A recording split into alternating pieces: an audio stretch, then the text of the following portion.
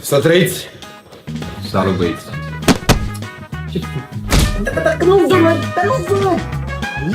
Bă, băieți, de astăzi nu o să mai putem da amenzi în baza declarației pe propria răspundere.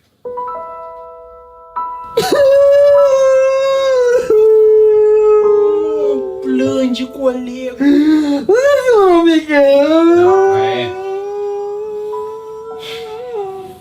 Dă-ți, mă, foaia aia de la gură și tu dă-ți masca jos, urecheatule. Păi nu, că eu n-am mai găsit mască ca colegul și că nu mai aveam la farmacie la mine acolo, că s-o închis. Și ce facem acum, șef? Păi, ce făceam și înainte, da? Păi, dar ce făceam înainte, colegul, șeful, ce făceam înainte? Nu era bine că înainte ce făceam, nu se făcea banul. Acum, cu declarațiile alea, făceai banul, că nu mai sunt declarațiile, nu mai faci banul. E nașpa. Aie? Păi, ții minte, colegul, că era declarații că nu era? Amendă tot dădeam. Ce prost. Oi, unii datul. Taci! Ce-i dat așa, ăi, de față cu șeful? Băieți, omul e liber pe stradă, deci trebuie să vă descurcați așa cum puteți. Și ce facem acum, șeful? Stăm iară după 1-3 ore ca să calce dubla linie continuă? Băieți, gata cu momentele frumoase, s-a terminat totul, s-a scos declarația, trebuie să faceți target astăzi 10.000 de lei. Că 100 de milioane? Da.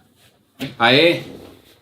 Wow, 100 de milioane, astea 100 de milioane, șeful, când erau cu declarații le făceam în 2 ore, acum cine știe când le facem? Cum să ne descurcăm, șef? 100 de milioane? Ce să-i facem? O să trebuiască să vă duceți, să dați amenzi, nu știu, găsiți voi o soluție. Iese o babă din magazin, pătrunjel, găsiți. Aia e, ce să-i facem? Romica, ce faci? Am dat mucu. Da, o să ne conformăm, șeful, și ne ducem să dăm amenzi. Hai, cât e 100? Bine, băieți. Vreau și masca.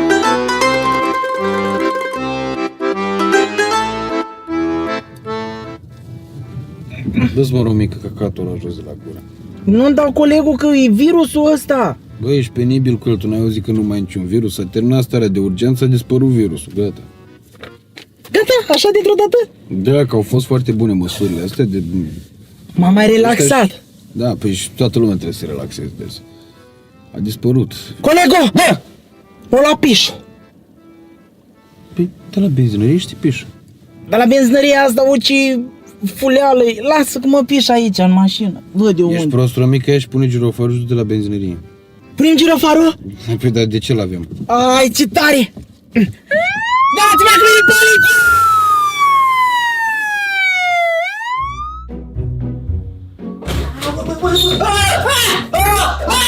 Ce faci, domnule? Intre așa fără să bați la ușă. Nu vezi că e ocupat? Dar tu faci cacă fără mască?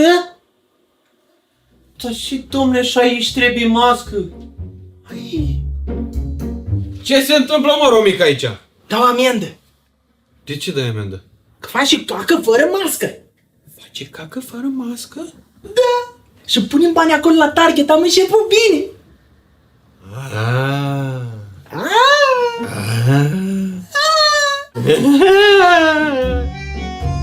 Colegul, Noi facem planul. treaba nu-i bună, colegul. Nu o să facem targetul ăla de 100, cum zice șeful. Păi dacă nu mai aveam cum să amendăm oameni... Da? Azi am vrut să arestez un câine cu o trecut neregulamentar. Dar cum să arestez eu un câine? Cât de idiot sunt? Da, chiar, cum se dă seama, Romica? Nu știu. Dar cum te-ai putut gândi la așa ceva? Nu Adică știu. bun, aș fi înțeles să fi amendat o mâță, o vrabie, la un câine. Nu știu. Ia, colegul! Capul jos! De ce? Capul jos! Capul jos! Gata, gata. Colegul, dar era un Porsche din ăla și erau 5 oameni în el și puteam să-i amendăm, că erau 5 oameni într-o mașină, nu știi că acum ai cu maxim 3. Prostule, ce era? Ce mașină era? Porsche. Cum? Porsche. Așa, e scumpă, da? Da. E sigur e vreun șmecher sau vreun fiu de șmecher. Vrei să avem după aia belele cu plângeri pe la domn capitan, ești prost la cap. Ah, inteligent. Ce nu? Da. Hai, o să mi ară 3 ori să dăm și noi amendă. Ce bune erau declarațiile alea. Erau aur curate. Ia uite bătrânealul ăla sărac. Bă, da. Ăla cu Logan, vezi? O să duce să facă piața. Ăla-ți duce să-ți facă piață, săracul. Hei! Ăla trebuie, mă, amendat! De ce? Ăla, nu știu, că-i după ora 2. Păi acum nu mai e cu chestia aia cu după ora 2, poți să umbli cum vrei. Atunci că e înainte de ora 2. A, că e Că înainte de de ce ora... ai ieșit acum când poți să umbli când vrea? Nu știu, găsești un motiv, hai, du-te! Mă-ți la Du-te, vedeți? du-te, da, să facem planul, hai! Dreapta, stânga! Amendă! Dragă, asta înseamnă să fii șef, să stai așa la birou și să aștepți. Asta e viața adevărată. Șeful! Romic! Ați văzut colegul care am avut? Coborul, Romic! Am avut o intrare. Bravo. Ați văzut? Nu, Bă, voi nu știți să bateți la ușă? Cum să batem la ușă, șeful? Noi suntem poliția, o spargem. Lăsați mă alea pe birou, lăsați procesele și plecați. Aici aveam o mică problemă, șeful. Să știți că n-am reușit să strângem decât 8.000. Da, noi ne-am făcut treaba.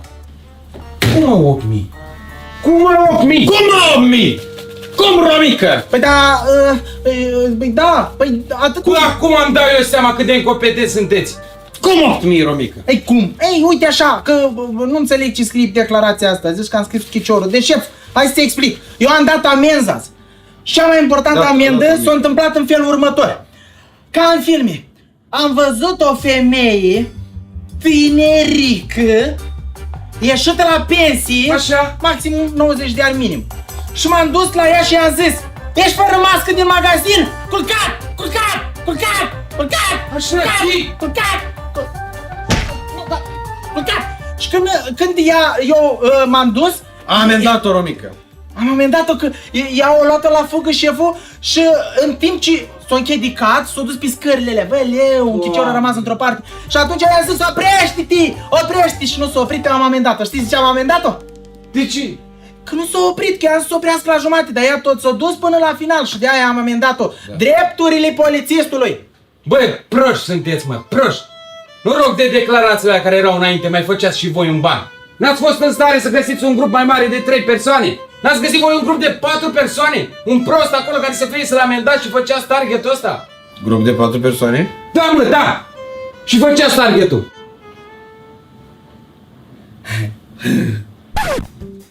Vă dați în drum, mă, ce faceți? Păi șeful, n-ai zis tu să găsim un grup de 4 persoane și un prost să-l amendăm?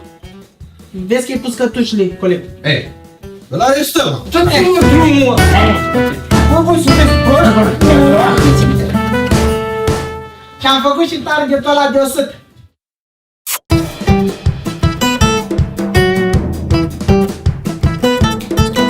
Mi-a fost dor de Romică, colegul. Dacă reușim să strângem, nu știu, 40.000 de like-uri la acest video, cu siguranță facem un nou video cu Romică, colegul. Ce doriți să postăm vinerea viitoare? Clip cu mitică sau tipologii? Scrieți în comentarii. Și trebuie să vedeți ceva foarte important. În continuare trebuie să avem grijă de noi, asta e clar. Dacă ți-a plăcut ceea ce ai văzut până acum, dă un share să vadă și prietenii tăi.